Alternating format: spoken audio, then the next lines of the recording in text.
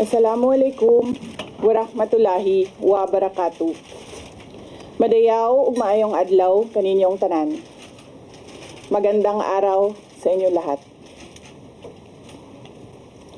Proverbs 19 verse 21 states, "Many are the plans in a person's heart, but it is the Lord's purpose that prevails."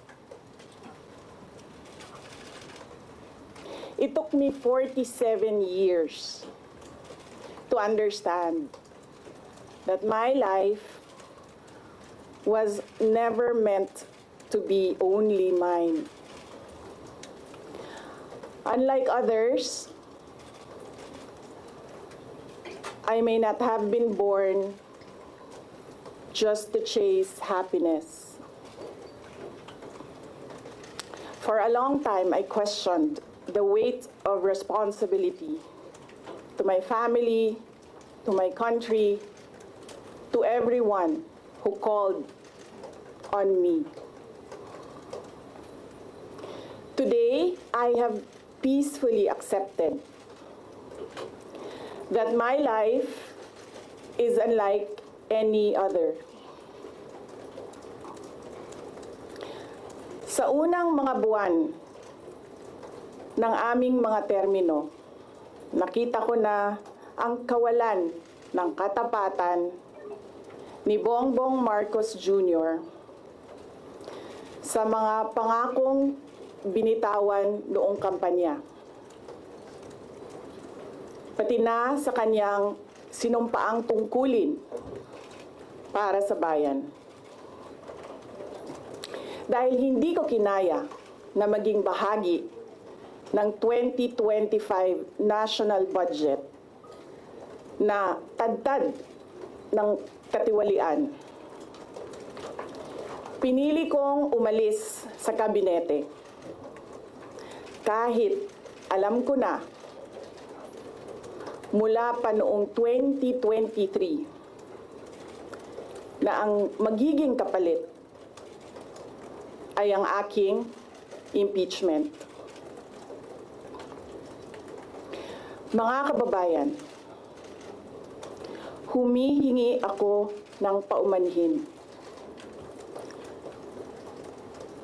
Patawad kung tinulungan ko mahalal si BBM bilang Pangulo ng ating bansa.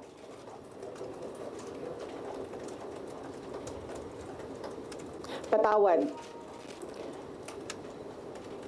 kung hanggang ngayon ay marami pa ring Pilipino ang nalulunod sa baha ng dahil sa malawakang korupsyon. Patawad kung lantaran ang pang-aabuso ng ating mga institusyon para sa pansariling interes ng mga politiko.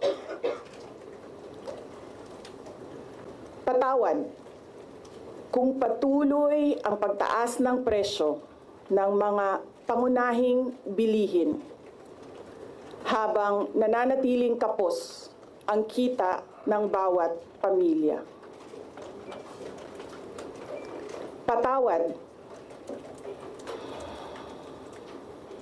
kung wala man lang tayong tunay na seguridad sa pagkain. Patawad kung may nagkakasakit at binabawian bigla ng buhay dahil sa kakulangan ng maayos at epektibong healthcare system. Hindi ako kailanman natakot sa pagsira nila sa pangalan ko. Ngunit, may takot ako para sa ating mga anak.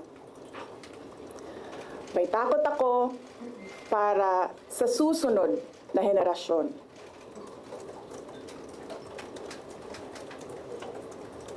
May takot ako para sa mga kababayan nating walang bahay sa ibang bansa.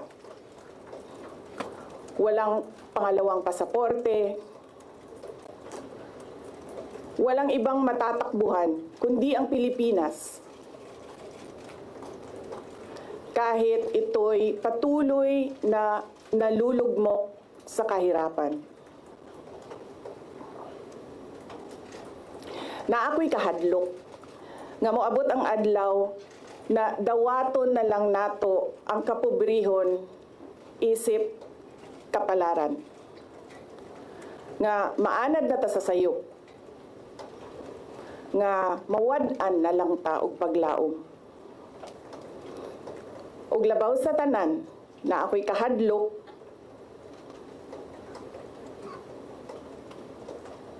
nga moabot ang adlaw nga wala na tay Pilipinas nga ikahatag sa atong mga anak. I cannot kneel before each and every Filipino to beg for forgiveness. Instead, I offer my life, my strength, and my future in the service of our nation. Mga kababayan, ibalik natin ang tapang at malasakit para sa Diyos, sa bayan, at para sa bawat pamilyang Pilipino. Ako si Sara Duterte, tatakbo bilang Pangulo ng Pilipinas. Syukran.